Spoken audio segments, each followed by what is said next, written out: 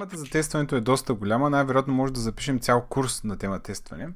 Но това, което ще видим в този урок е всъщност използването на един от най-популярните инструменти в света на React за тестване на React приложения, на React компоненти, който се казва Jest.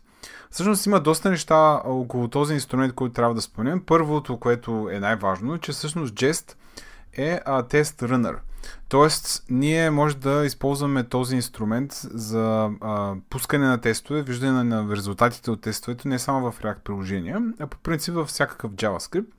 Jest обаче набра популярност основно в React екосистемата. Това всъщност е един лек минус, защото освен тест runner, ние имаме нужда и от някаква друга библиотека, която да изренди нашия компонент и ние да инспектираме всъщност резултата от този рендеринг. Това не е част от Jest, т.е. ние трябва да инсталираме нещо допълнително. Това, което ще използвам аз тук в този урок, е един модул, npm модул, който е разработен от Facebook и се казва React Test Renderer. Това, което прави той е всъщност да подадем ние някакъв компонент и да получим някакъв JSON, който вече може да видим всъщност и да инспектираме и да проверим дали всъщност това, което прави компонента е точно това, което очакваме. Какво представлява нашия пример? Тук аз имам едно много малко приложение, което използва user компонент и всъщност аз в този user компонент имам някаква логика. На база на това дали съм подал този prop data, всъщност user компонента връща различни неща. Ако data не е всъщност изпратен към този компонент, това, което връщаме е null. В случая, че в data нямаме name, нямаме username, имаме този string unknown. Тоест, ние искаме да проверим дали логиката в този компонент е изпълнена правилно, дали всъщност аз ако в последствие променя компонента, дали тази логика ще остане същата и така нататък. Това, което трябва да направя е да напиша моят файл, в който аз ще напиша моят тест. Това, което Jest наложи като конвенция е моят файл да се намира в долна черта тест, долна и всъщност името на файла да съвпада с името на компонента и да има тази думичка spec и вътре вече мога да почна да пиша моя въпросния тест. Аз ще ползвам един синтаксис, който използвам доста често на работа, но не е задължителен. Тук вече имаме възможност да използваме някакви функции от API-то на Jest. Тоест аз знам, че има една функция describe, която приема някакъв string. Примерно тук ще кажа given user component.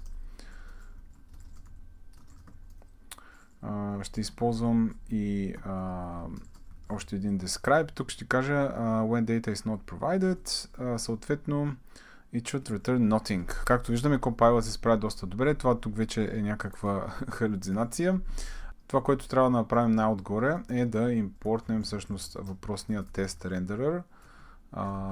Не React, ами test renderer from React Test Renderer и съответно нашият user компонент. Това, което ще направя тук е всъщност да създам този компонент. Всъщност това тук не е точно компонента, е по-скоро renderer и мога съответно да конвертирам това, което е изрендено в JSON и да очаквам то да бъде null. Сега, това, което трябва да кажем тук и е доста важно, всъщност, е, че Jest по принцип не работи с такъв ES6 синтаксис, т.е. думичката import, например. Ако просто инсталирам Jest като npm модул и се опитам да го пусна, тук ще получа синтактична грешка. Както вече може би сте забелязали, в света на JavaScript има много тулинг около това, което пишем. Аз тук, например, съм решил да използвам Babel заедно с Jest. Има една камара неща, които съм инсталирал. Една камара конфигурации, които трябваше да направя в Babel, в Jest, за да може това, което виждаме тук, да изглежда по този начин. Т.е. хем и TypeScript, т.е. моя едитор да е щастлив и да не ми осветява всичко в червено. Хем пък от друга страна, като си пусна Jest, всъщност това, което ще направя след малко, нещата да работят, това да се компилира по време на изпълнение и да работи както трябва. Тоест, това, което искам да кажа, е всъщност, че използването на Jest не идва без някакво знание за конфигурацията и инструментите около него. Има малко нужда от време да се настроят нещата. Това, което ще направя аз сега, е всъщност да отворя един едитор тук, може би така отстрани просто. Ще скрия всъщност файловете. И това, което направих в package.json файла, е всъщност да се дефинирам един скрипт, който пуска просто Jest, и в случая мога да направя просто yarn test. И това, което ще видим, е, че нашия тест фейла. Защо? Защото React не е дефиниран. Ами да, естествено, аз забравих да добавя всъщност React най-отгоре в файла, понеже след транспилиране този компонент бива конвертиран към React.createElement и React всъщност не съществува в момента в този файл. Сега, ако изпълня всъщност отново този скрипт, ще видим, че моят тест минава. Тук може да добавим още един всъщност случай и да кажем, че when the data is provided but there is no name, това, което очакваме да получим е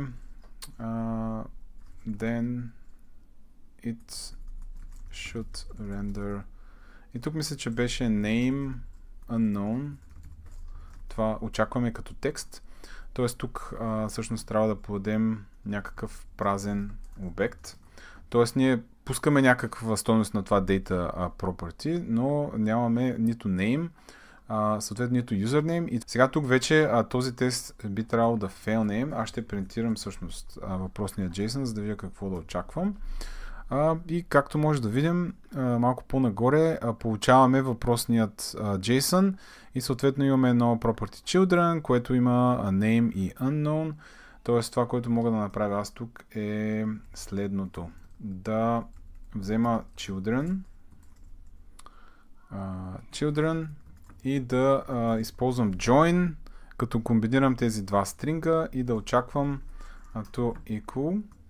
Всъщност това да бъде name unknown. Отново ще пусна теста и би трябвало всичко да е наред. Да.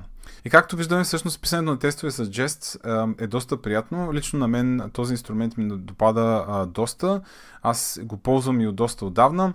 Има много приятен интерфейс, ако използваме Watch версията, т.е.